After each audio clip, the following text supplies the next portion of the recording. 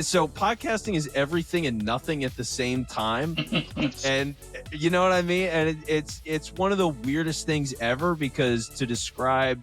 Welcome to Entertain Me, hosted by Roberto Capodieci, where we bridge the worlds of new and old technologies, meet extraordinary individuals, revisit visions of the future, and celebrate the connections between technology and life. You're now listening to Cool Smart People. Does not compute.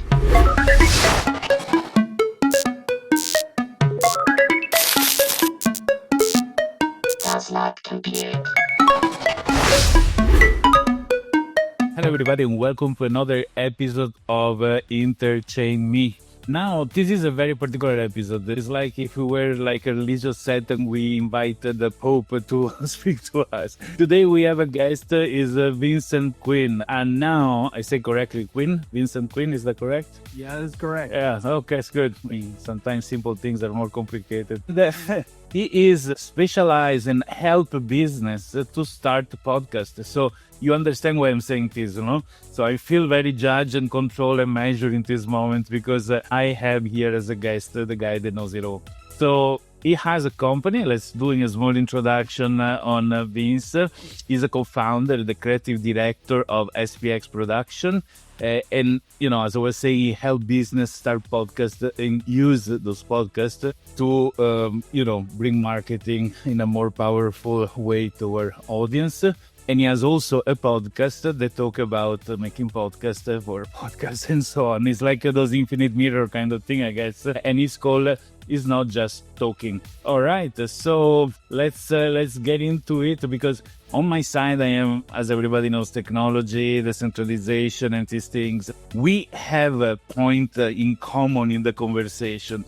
But I would really treat this episode as something special, because we all need to understand and learn about, the power of podcasts for marketing, for company, for personal brands, and for many other users. So which is the classic kind of people that come to you? For me, it's a couple of, there's three different lanes that I'm really working with right now. So one of them is, it's a lot of business coaches, for example. So people who are coaches, consultants, like really anybody who, they are the business, right? They're building all the relationships. One-man show. Exactly. So they're doing everything. They're completely swamped.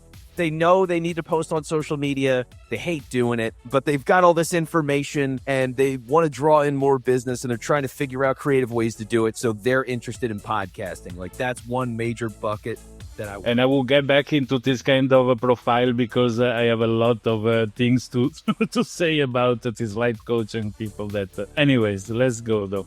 For the second. No problem. So number two is organization. So like larger bodies that have a lot of different members. So they are generating revenue. They have membership that they're trying to create engagement with. Like, they want to stay more connected to the members of that group, allow those members to connect with each other. And even in some cases, I have partnerships where I literally have a studio location at a co-working space. So podcast as a service. Yeah. So I'm in partnership with the co-working spaces. So not only am I like giving their membership all this different information and helping make content for them, but I'm also providing a service as well and selling that with those organizations. So that's been an interesting thing. And then the third branch of it is nonprofits. So I have one nonprofit at the moment, and there's other people that have definitely been interested. It's harder with budgets for nonprofits as well to figure all this stuff out. But yeah, they're absolutely interested. It's really the same idea as any business, right? Like, you have all these people, so you're trying to build relationships with donors. You want to get these people to give you money the same way you're looking for any other customer, but you're just doing it for obviously these more noble purposes. So yeah, being able to help those people and apply the same ideas that I've got for a business coach, for example, and apply that over to a nonprofit. Yeah, that's the range of where I've been so far. All right, so let me recap in 2 minutes with my small brain what comes out of what you just said, okay? So, no, but okay, so there are three main kind of people that arrived for the podcast. One is the one that says, look, I am so cool, so smart, and I know so many things and I'm showing it off through the podcast, so you will need me to make you better, whatever, because I know how to. Second will be a business that says, okay, we've been sending newsletters for 10 years. Everybody don't read the newsletter because it's too boring to stay attached to the email. And now we're going to let you know the things we were letting know people through the newsletter in a podcast that is more interactive, entertaining, and works better, I guess. And the third one is like, look, I know you're too busy to do good for the people. We do good for the people, so just give us some money and we do your part in like helping the society, maybe. All right. And and this is, I guess, because there is also another huge chunk, in my opinion, that are either failed radio hosts or, people that want to get there, but is in the middle space between having an entertaining show. Actually, interesting ones that sometimes goes also on the radio. I don't know if it's a shift that is coming with technology.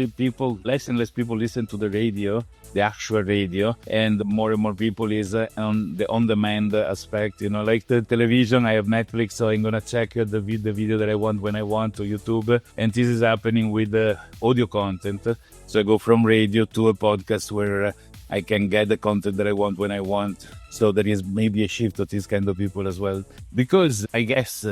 There are another kind of people, maybe you tell me if it's right or this is all another planet, that I am so fun and entertaining that I do 1 hour a day, but there is a sponsor that give me like $1,000 per day to do this podcast, to advertise them inside my content. And the content is no more, the 3 category that we mentioned before. The content is full entertainment. What would have been the equivalent of radio with advertisement inside, maybe? These kind of people probably arrive from a background that they're already super ready to do, very well able to do, so they don't need the help to set up. What they do? Tell me, is a kind of... Well, you know what the funny thing is? Because when I first started with the business, I was working with people that were like that. The whole idea was, hey, I'm so funny, I'm so interesting, I've got all these great stories and opinions, and I'm going to build this show up and be famous, right? Like, that was really what they wanted to do.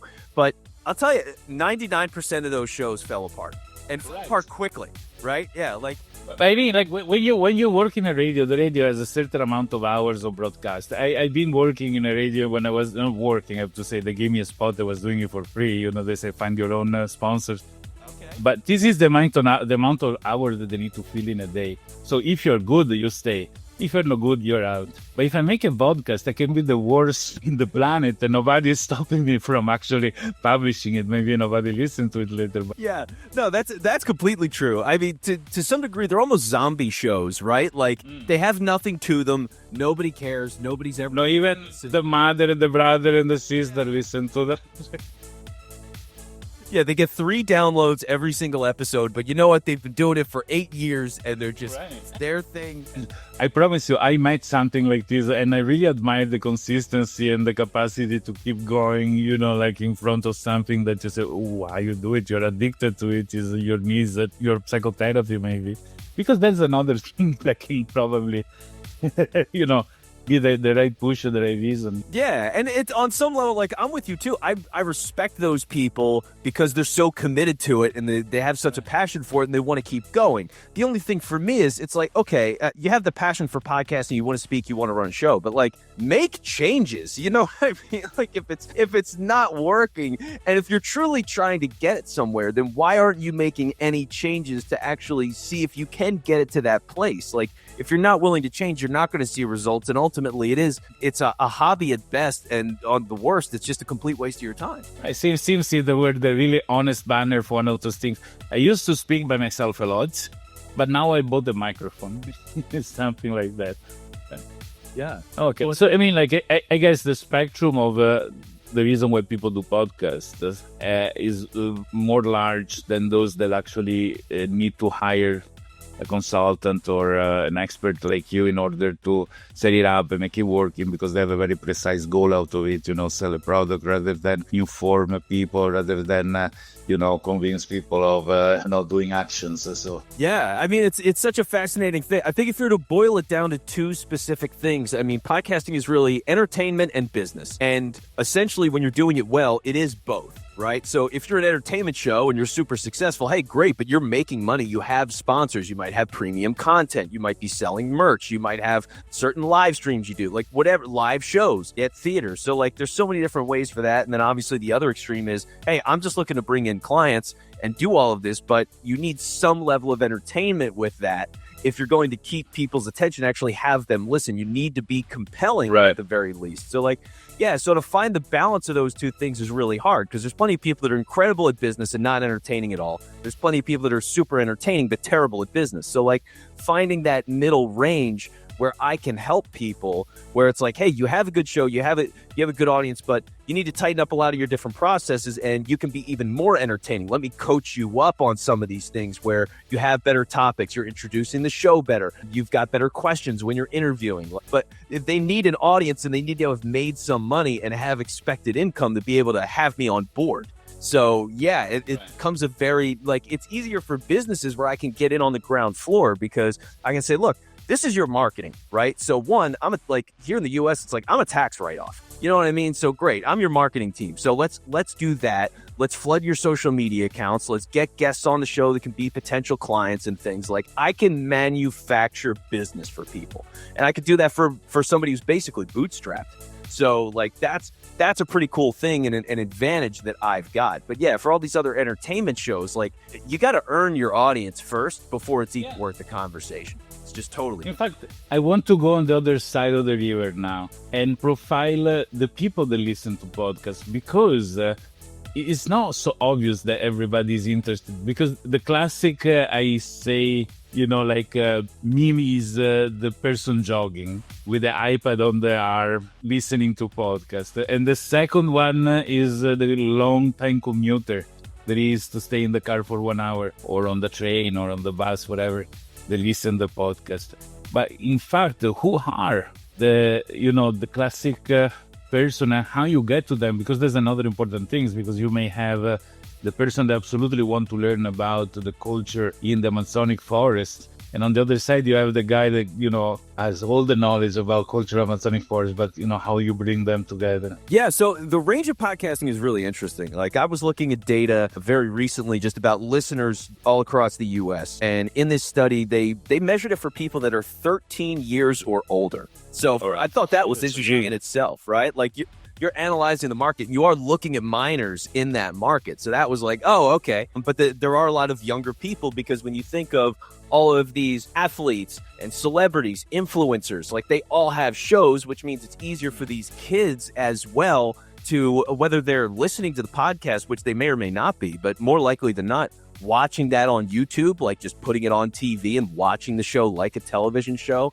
You get a lot of things like that. Guys like Logan Paul, for example, like huge name, younger audience, sells, energy drinks and stuff like that because he's talking to kids. So they're probably watching his show on YouTube. Other people, it's podcasts and it's people who, let's say, while you're cooking, like I'll listen to shows while I'm cooking and I'm just around the house and doing chores and things like that. So you get a lot of middle-aged people. And that's what they do. It's like, that's just their way of passing time as they're doing stuff to keep the house moving. So the range is wide. And then like to get to the idea of, and the numbers keep growing every year, by the way. Like there's more and more percentage of people, at least in the US, that continue to listen to podcasts because more people are used to it. And as young people are getting into it, you know what I mean? Like everybody's growing into podcasts, where before I would get questions all the time of like, so podcast, it's a radio show on the internet, right? And like, yes, exactly correct. You know what I mean? It's like, yeah, you are correct, but they were so far into the idea, so that conversation's happening less and less for me. So that's a lot of like the listener side, but when it comes to how to find them, that's the biggest challenge because I think there are so many things that I think are misconceptions about how this all works. Like social media, for example, right? People are always saying, well, I'm going to post all this stuff on social media with the idea that I'm going to get people to listen to the podcast. Everyone that I've listened to, everything that I've read, everything I've seen, yeah, it's not true. People just don't go, Instagram is their thing. That is their habit. That's what they do. They're going to like your stuff on there or they're not. And that's okay. Newsletters, same thing. Like they're going to like your stuff and they're going to read it as a newsletter or they won't. Like you'll get a very small conversion rate there. So for all of those platforms, it's really like the biggest thing with podcasting, and I think just audience building in general, is how do you get that idea? Like your business coach, for example, like how do you get this idea that you've got, these principles that you have, these reasons why people should hire you, and how do you get it efficiently in as many places as possible? Because all of these audiences are so segmented and they don't always cross over. It's rare. So that's the challenge. It's like podcast, needs to be clipped so you can be on social, and you can also turn the transcript into a newsletter and tighten that up. And classic. So then we're gonna go through the process that is very interesting. But so in fact, that's the game. Yeah, I think is in fact the matchmaking part. I was thinking when you were talking about the ability to go in a website, have an AI interviewing me, understand my personality, what am I interested in, then proposing the right podcast I should listen to. Because in something like this, there is no research. I would not know what. I give you an example, which I think I'm talking for thousands of people in the internet. Somebody started fishing back at his radio show from Brook and Jubal in the morning. You must have heard it. And there are very funny, like phone prank phone calls rather than, second date updates and things like that. And he's addictive, meaning that once you start, you can have it in the background. We're working for 2-3 hours at these things going on. And this is a way to say, how I got there. I got there because it came to me and I got hooked instantly to the content. It's funny, it's obvious, but if somebody is talking to me about ERP system for companies, hardly hooked up about the things, hardly is going to happen to be in front of me. And it is very difficult, like in everything, to take off.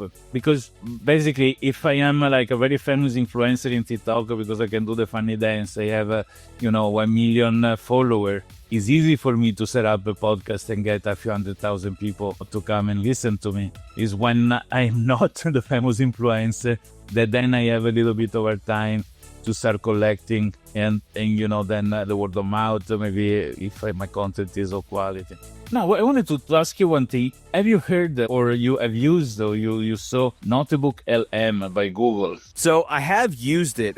What I've actually done with it is, so for me, when I have guests on my show, I pre-interview. Sorry, very, very, very fast for everybody that don't know what this thing is. An AI tool made by Google, and it's called notebooklm.google.com, I think the web address is. And you put some PDF files, whatever content you want, and it can give you several things. Within one of those things is the podcast of a male and a female talking to each other about the content that you put inside. And it's so well done and so powerful that for a moment I thought, okay, that's the end of human podcasting, because these AI are very powerful. So how do you think this thing can affect, if become something that everybody can use? Yeah, well, what's interesting? So there is a really popular newsletter service called Beehive that a lot of people use. And they just announced a feature probably in the last month where they will get your newsletter and turn it into an AI podcast. So that's one of the big. There you go. It's going like that's crazy. And when you think about it, because you're right, like I'm very critical as a host, right? Like of other people's skills and the ability to deliver the information, to have good topics and good flow and all that kind of stuff. And the ability to have this smooth back and forth between two voices is really exceptional. I mean, it's so to see it's this quality already, and then you think of all the podcasts out there that it will continue to be trained on, I'm sure. And beyond that, to get people who otherwise would be terrible hosts, right? Like you can get people who are not interesting, not compelling, totally camera shy, all that kind of stuff, but they are brilliant. Like I was saying earlier, like great business people, not entertaining, for example. And they're going to be able now to write these things up and have a very compelling delivery of what they're doing. And that's a game changer for people. So I think for a lot of people, it's going to give them opportunity where they previously didn't have it. And so it's going to give them a chance to actually use podcasting in some way. Now, I don't know how much will an AI show be number one on the charts at some point on Apple and Spotify? Like, I don't know about that. But I think there's going to be plenty of interesting ways that people use it. And it's going to be everywhere. Like, it's just going to be, it's not even going to be a special thing. I took a collection of 100 jokes in Italian and passed them to Notebook LM, and the two hosts are telling jokes to each other in the wrongest way possible. And we were laughing and, saying this is very funny because of the wrong reason. And that was even more entertaining if they were doing it properly, because it becomes something that is very interesting. There is a deficit in the capacity of those things, but knowing the evolution of AI is getting more. One of the features that they added a couple of months ago in Notebook LM is the fact that you can participate to the podcast at a certain point. So they start talking, and then you press a button, and then you start asking them a question or answering their questions. It becomes something that is really a powerful tool. And I wonder, because the crazy thing is that you can recognize those two voices now. So when there is people even passing in for a regular one, you recognize the two voices of Notebook LM. But soon enough, there will be any infinite number of voices or languages, accents, and so on. And an AI that probably has also more sense of humor or understanding the concept of humor to start with.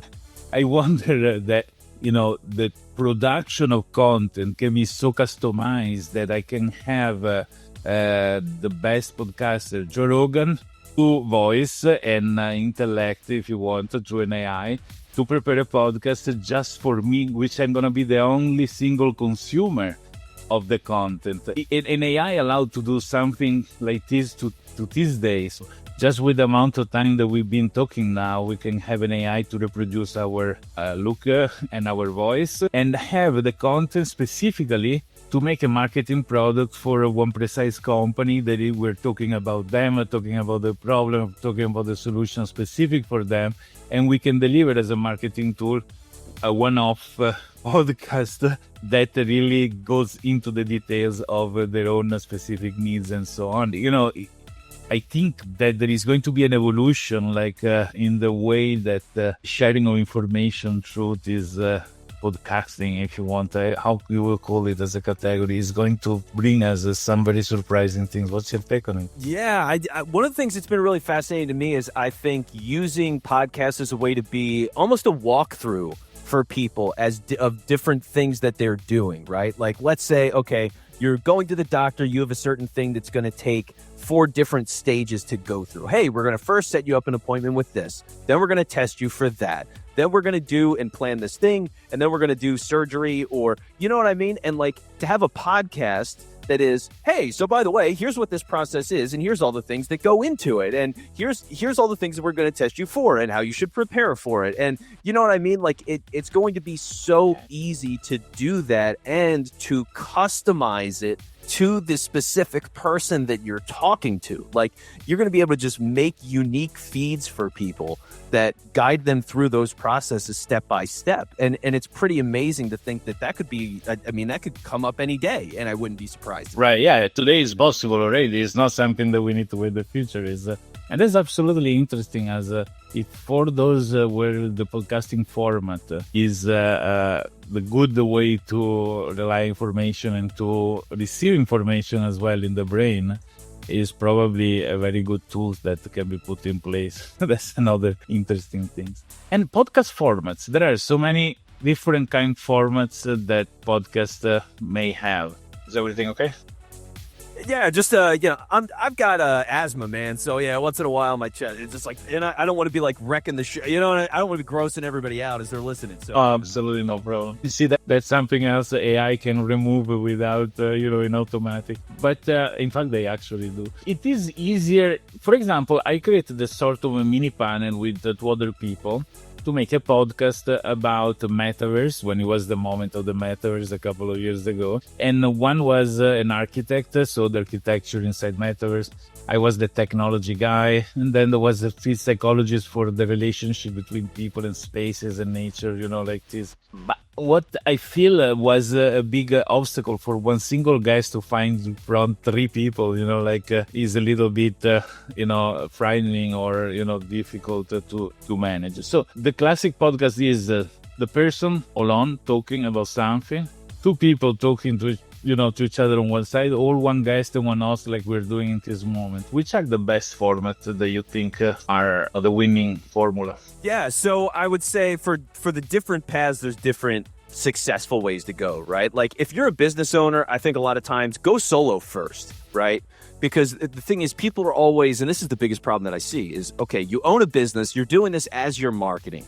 And then when people bring guests onto the show, they're giving them the platform, which means you're not promoting anything. You know what I mean? And when a lot of people interview, especially when they're new to interviewing, they will give their guest like 90% of the show because it's just, hey, tell us your background. Okay, why'd you do that?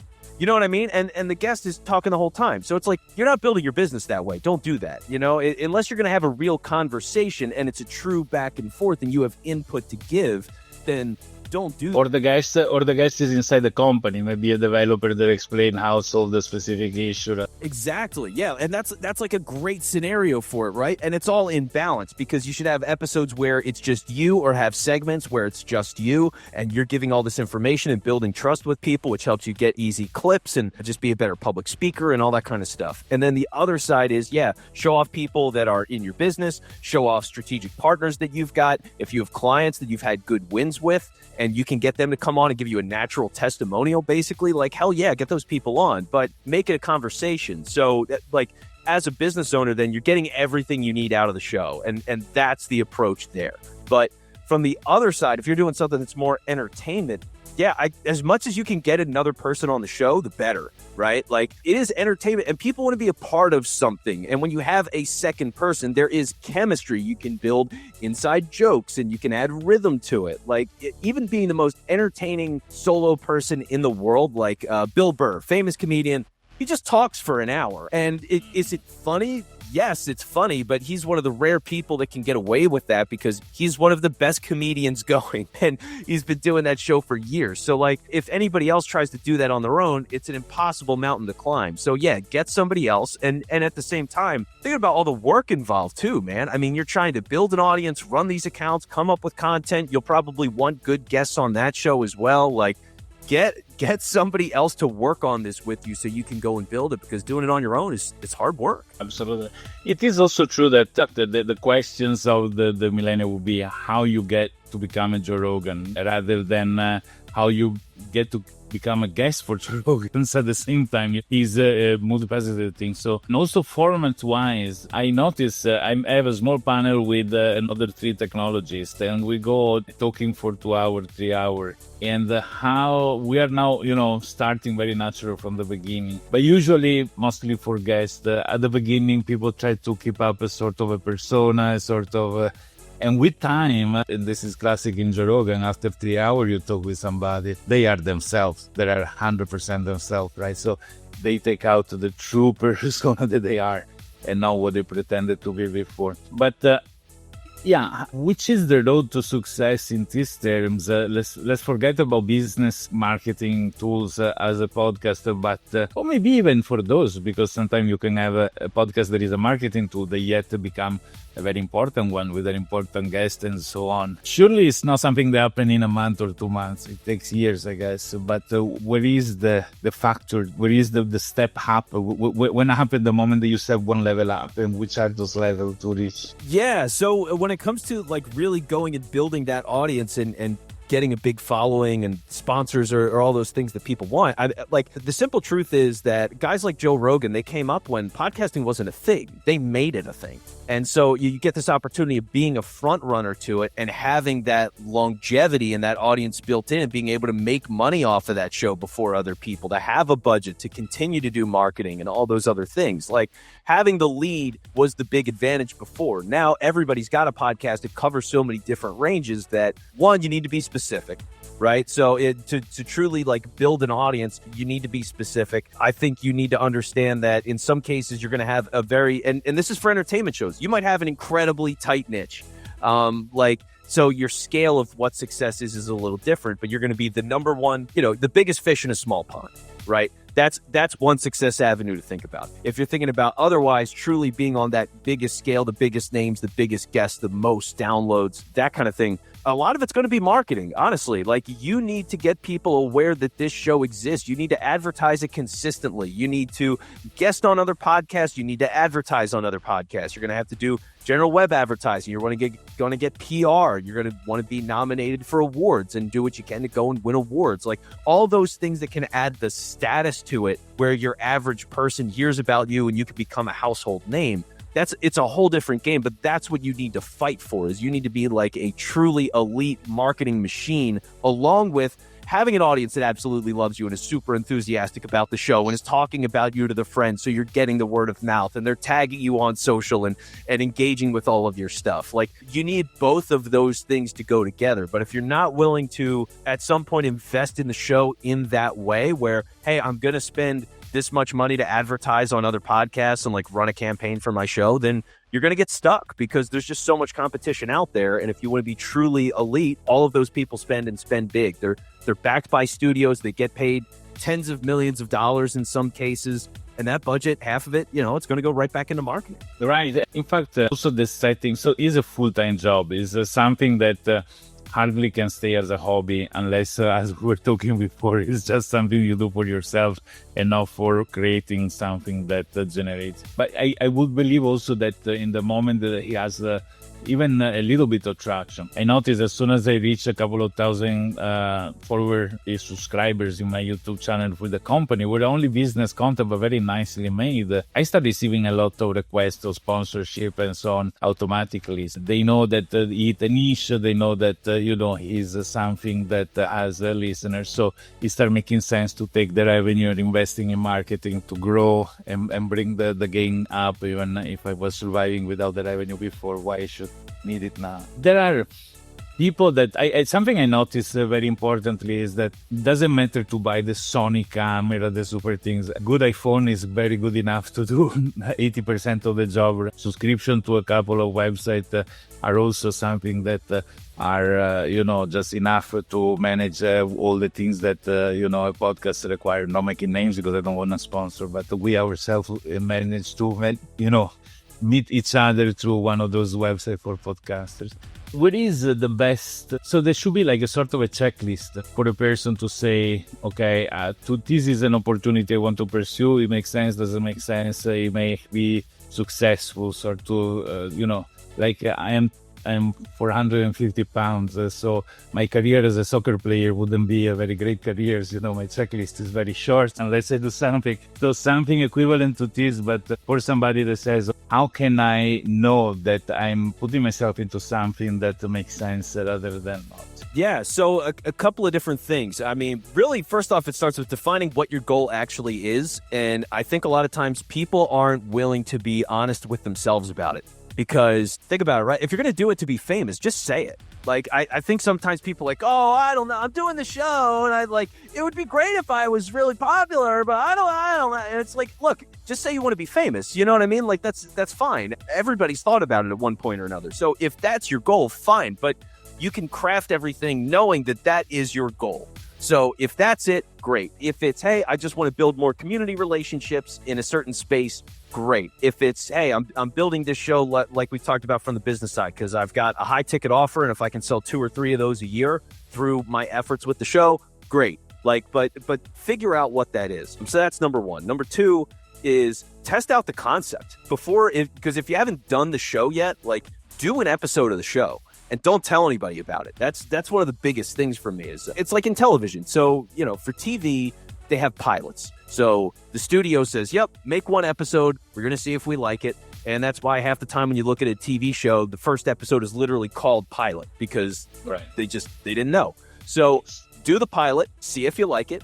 Do all the work involved. Hey, I'm going to make clips. I want to have this thing posted on social media. I'm going to edit it a certain way. You need the intro and the outro. You got to have a logo. Like see what all of that stuff looks like. And if you can handle that workload and do it consistently in the way that you thought you wanted to, then great. You're on the track for success. If you do that work and you're like, well, it really sucks cutting clips. I hate this. I don't want to write these social media posts and do it on all these platforms and engage back.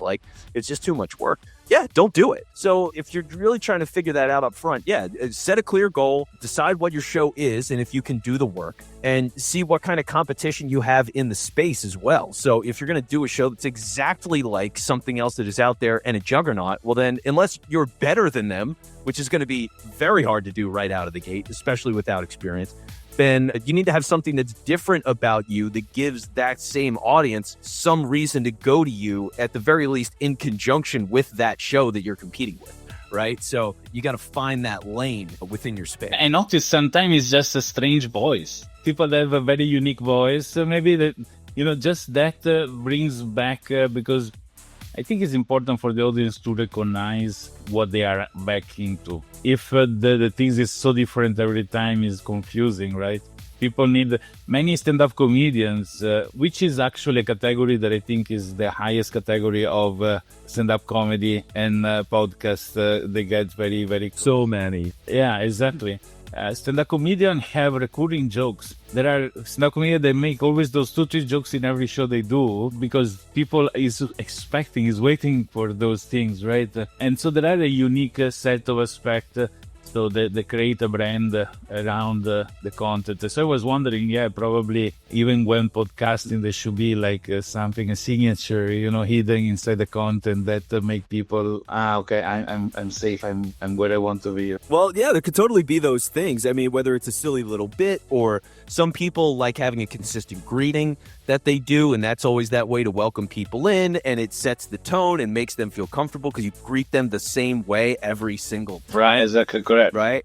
So, yeah, all of that kind of stuff, there's absolutely ways to build a relationship that way. And to your point, and I think this is one of the things that people do miss a lot, and I emphasize a lot when I'm working with the business coaches, is it is your personality and your perspective and your opinion that is ultimately going to separate you. But you have to be willing to truly share those things too. And if you're playing it safe and you're going, well, I don't want to say anything that people might have some objection to or whatever, it's like, well, you're the expert. Do you believe this or not? You know what I mean? Like, people are going to be there for you, and not everybody is right about everything. I mean, I like, my whole background was sports talk radio. I got killed when I was wrong on opinions, man. Well, that's what it counts as. Yeah, and you know what the funny thing is too? It's like, it's not only did I get roasted to hell for the times where I was wrong, but nobody ever cared when I was right. So it's just like That's expected, right? That's expected. So it was like, okay, well, yeah, you were right about that one, but you were wrong about this. So but because I was at least right enough, or even when I was wrong, I had good logic and I delivered it in a way that they thought made sense and obviously was entertaining on some level where they stayed to listen. And that's what mattered. So it's just, be honest with your opinions, let your personality be out there, and the more you're willing to do that, the more you will connect with people, because that's what they want. It's personality, it's connection. That's the whole game. Somebody that is genuine. I think that's what wins. I see all the most successful, they really say it. They have no worries about, obviously they pay attention to what they say, but they just say it, right? They are honest, because that's perceivable behind the words, right? And so I think that people have this impression, this feeling of being in front or listening to somebody that, pretty much is not going to lie to them. And that's quite important. Yeah, it's really important to have that. Destroy my headphones. There we go. So, but people want trust, and nobody wants to be lied to, right? And you don't want to waste your time on somebody, and you'll be able to tell. Like, when somebody's being honest with you, you can tell, because there is an emotion behind it and their body language and everything. Like, there's an authenticity that you can't necessarily describe it, but you know it when you see it.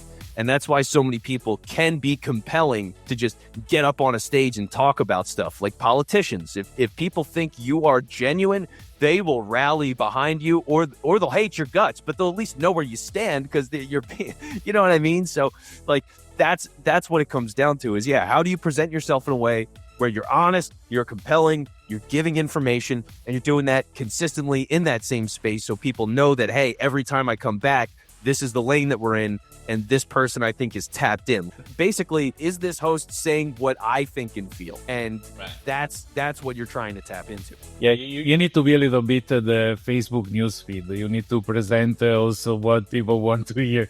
You don't get hooked. Another aspect is, like you were talking about, how the body talks. This is with video, obviously, because if it's only audio, podcast is born to be audio only, I guess, right? Now, once we make a call, why not turn on the camera and also tweet and have it on YouTube beside, which are, and this is something that you know, but I have no idea, which are the channels where podcasts work the best? Because YouTube seems to be so difficult compared to Spotify, for example, in terms of listen, what it is, that makes it so. Yeah, it's such an interesting thing, right? A lot of people, when they're listening to a podcast, way more often than not, it's Apple and Spotify. Like you should get on as many platforms as you can, but those are the two that people listen to. Like at the very least, get on those two and you're in good shape. When it comes to YouTube, the interesting thing is that the discoverability is so much better on YouTube, right? Because their recommendation engine is real and it's all over the front page. It's when you finish a video. It's as you're watching a video. There's all these other things underneath because YouTube ultimately, they don't care even that you subscribe to somebody. Like their whole job is to keep you on that platform for as long as possible. That's all they care about. They'll do it by any means necessary. So what does that look like? Well, yeah, they're going to recommend all this stuff that they think you're going to watch. So if you're making content that somebody wants to watch, they'll put it in places and they'll put you with other big creators and you'll be able to get in touch with those audiences and go viral in those moments with that content because it hits the right nerve. It's made the right way. It's got the right message. And podcasting doesn't offer that when it comes to Apple and Spotify. You know what I mean? Like the recommendation. You need to know where you go. Yeah, so when you have to put in that work to find these things, and also, I mean, with Spotify, like you've got music on there, you've got audiobooks on there, so there's other things that you can easily listen to that distract. Apple, same thing. Like you've got all these other things in the way, and when it's audio, and the whole thing is, I don't want to look at my phone all this time. You're not consistently scrolling and doing all of that. You just want to hit play, put the phone in your pocket, and live your life. So, I think there's a stability and a consistency in podcasting where audio relates and people connect with that and they listen for a long period of time. YouTube can be a whole lot shorter. You might get 10 seconds on your video for an hour-long video on average. But the ability to hit more people when you're talking about discoverability, that's the value of YouTube, and that's why I recommend to as many people as you can. At the very least, like audio show with video clips, and you can do YouTube shorts and things like that. But if you can get on YouTube and you got the budget or the time or the skills or whatever, like get on YouTube, man. I mean, it's just the opportunity is so much better because you're just looking for those hits and Apple is not going to make you go viral like that. Okay, that's a very interesting point. So social media like TikTok or Instagram where people can put shorts out of the full episode and try to get people to listen to the actual or subscribe to the actual thing are also tools that are powerful, good enough. So for TikTok and things like that, I mean, your awareness is going to go up at the very least, right? So you just have to treat it as almost, this is a subset of your audience. It's the people who aren't going to listen to the entire show, odds are, but they love your clips and they'll keep coming back for your clips. And if that's what it is, that's what it is, right? Like I think a lot of times because everything is siloed and we think about all these different platforms and they're all these big entities, right? Like Instagram is a huge entity, so is TikTok, so is LinkedIn, so is whatever. So we look at them differently, but ultimately, like, what is your overall reach is really what it comes down to. How big is your audience overall for all the places that your show is, or as a business owner, where your content is? What do the audiences look like on all those platforms? What are your views? What is your engagement rate? What are your collective followers, your downloads, whatever it might be? And look at that number and is it growing? Because that's really the game. You want to be in as many places as possible to connect with all these audiences and ideally bring them back to that central point.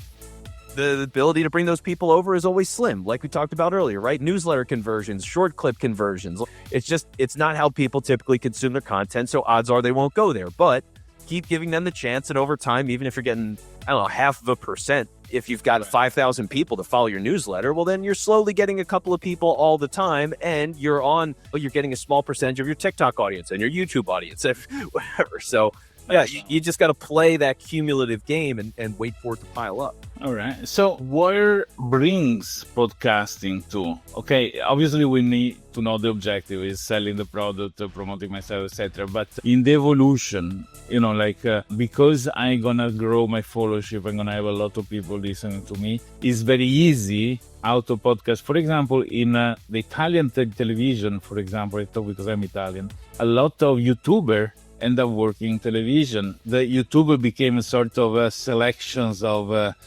people that end up working and become show host of important show in television. Is podcasting bringing people where? becoming a popular in the world of podcast, where can meet people? Yeah, that's interesting, right? Because these people, they do have the right skills for a lot of them to cross over. So if that was like, if you're a podcast that does an interview show and you do long-term interviews, there's no reason you can't do a daytime talk show, right? Like, it's the same skill, more or less. So how entertaining can you be? And then when you think about other stuff, that comedians, like you said earlier, ton of comedians that do this stuff, they are going on the road. They're doing live shows. So that's their version then. You've gone from doing a podcast to essentially being a stand-up comedian or some level of comedian. You're doing a live show and you're taking it across the country and going on tour. So like there is a lot of crossover, and it's just so interesting because there's so many different kinds of shows out there. I mean, now, like, look, in the US, like, the fact of the matter is that a lot of people who have done political content, All right, that was getting doses. there's the White House now. Like, they run the government. These are Fox News TV hosts, for example, or people who are very prominent podcasters that work at, like, the FBI, for example. They had a podcast. You know what I mean? It's just like, it's crazy how all of this stuff works. But the thing is, if you're proving again and again and again with your audience of, I'm in this space, I'm a professional at doing these things, and the podcast just happens to be the format you're doing it through at first, then yeah, there's no reason that, hey, do it on stage, do it in front of people. Take these policy thoughts you have that people are really into and bring it to government. Like, run for Senate, run for mayor. You know what I mean? So It's the influence at the end of the day what brings the power. Whatever it is, the reason at the end is moved by the influence you have on the people, right? Use it to sell your product, it is to convince them of an idea, to promote an ideology or whatever, get elected. Is because all right, okay, so that will be pretty much the X-ray of the old mechanics until AI is going to be faster, funnier, better, more on topic than humans and doesn't even require a studio. But for now, I think that's the podcasting is a very interesting mechanics. And I do believe that for the business side of things, being able to create, conversational content that is easier for a brain to absorb. Even when I'm selling you the automation of mechanical arms with a computer system for the production of a factory, can be better and more pleasant and reach better understanding than a brochure or an informative video that you expect people to understand certain things, right, without getting down to the human aspect in narration, right, that are good. yeah, I mean, it's so interesting, like the way that all of this stuff can cross over and connect with people and create opportunity and all the ways that it can go. I mean, I think it's one of the biggest problems in a sense with podcasting too, is with all the opportunity that it creates, it's so broad and does everything. At the same time, people don't exactly know what it is, and it's hard to label what a show is and explain it to people. Because it's like, okay, well, you've got true crime stuff, and then you have like TV shows that have a rewatch podcast or like a post-game podcast, and then you've got all these sports shows, and you have reality shows, and you've got people that are just talking shop and comedy, and then you've got things where people in real estate, like I've said, like I'm working with some people now on, hey, well, we're going to use this podcast to communicate with your team, for example, and explain, hey, everybody, here's these trends that are going on. I just want you to know about these things. So internally, we can operate this way. Like so podcasting is everything and nothing at the same time. And you know what I mean? And it's one of the weirdest things ever, because to describe even what I do to people, I have to explain, like, look, I am working with business owners. I mean, technically I'm B2B, because I'm a business and I'm working with business owners for the most part, right? But the shows that I do aren't B2B. They're business marketing shows. You know what I mean? But there's not really a terminology for that. So then I have to explain to people just my version. I'm like, yeah, I do business marketing shows, but they think I might do a show about business marketing because there's just no language to it. So it's just like, right? It's just, yeah, again, everything and nothing with podcasting. I was thinking, I don't know if everybody that listened to this episode knows about Brett Cooper. Brett Cooper was a very nice lady that was part of a group where other very influent, I forgot the names now if you have them on, but, important podcaster. Sorry? Brett Cooper? I don't know Brett Cooper. All right, okay. You know the Jewish guy that does podcast? He's speaking so fast, so perfectly, so powerful in his speech, but he's quite. They are. Oh my God! I wish I know the name, but I can pull it out while we're talking. But Brett Cooper left. There was a huge drama because she was part of this organization that was managing several podcasters, and they were moving multiple millions of dollars. So it was a very large thing. Is it can be a choice that is powerful for YouTuber to associate and create a sort of connected set of shows to push the total amount of, promote each other, but even have one sponsor that can go in different content. Because this company end up hiring the people, but they own the content. So these podcasters, they don't own the content that they produce because it was produced for the company that they were, hired from. So there is a particular kind of behind-the-scenes situation that is between financial and political, not in terms of politics, but, they manage these things. What do you want to talk about it? I mean, yeah. So from a network side, I mean, it's crazy, right? Because the whole idea of, yes, let's get a whole bunch of shows together and let's promote each other and build all of this together. There's definitely a good strategy behind that. Like, it does make sense. It just comes down to what kind of shows are you putting together? Like, what is the intent of binding all of these shows and how are you selling it? Can you run a show on your own, by the way, right? Exactly. I found this organization is called the Daily Wire, which are very famous. And Ben Shapiro is the podcaster I was mentioning before. Brett Cooper seems like the female version of Ben Shapiro, like speaking the same way, always same political aspect. And I think Ben Shapiro is one of the co-founder of also the Daily Wire. They are super powerful. So between let's say not super successful, but between emerging podcasts, it would make sense to put them together and do sort of things. Yeah, I mean, as much as you can do it, it's just the complicated thing you get into is all of the business side of it, right? And I think that's the problem that a lot of these entertainment shows especially have is, okay, well now you're going to partner with somebody else. You're going to, I would assume, sell ads is going to be the main thing that you want to do. So what are the splits on that? And how are you tracking all of that? And how many shows are you going to get involved? And is this a parent company that's now running this and doing all of this? Are you a contractor with that show and they're hiring you to do all of this stuff? Like, how are you organizing this? How are you selling this? Are you doing anything on a resources side that makes it valuable for these people to partner with you? Do they own their own feed? Do you own their feed? Like, all of that stuff, it's huge questions and it's game-changing stuff. I mean, because I don't think people fully appreciate it when they come into agreements like that, where it's like, oh, we're going to get all this distribution and all this stuff. Like, we're going to get paid now to do the show and it's going to be a stable salary and this is great. But you lose everything else.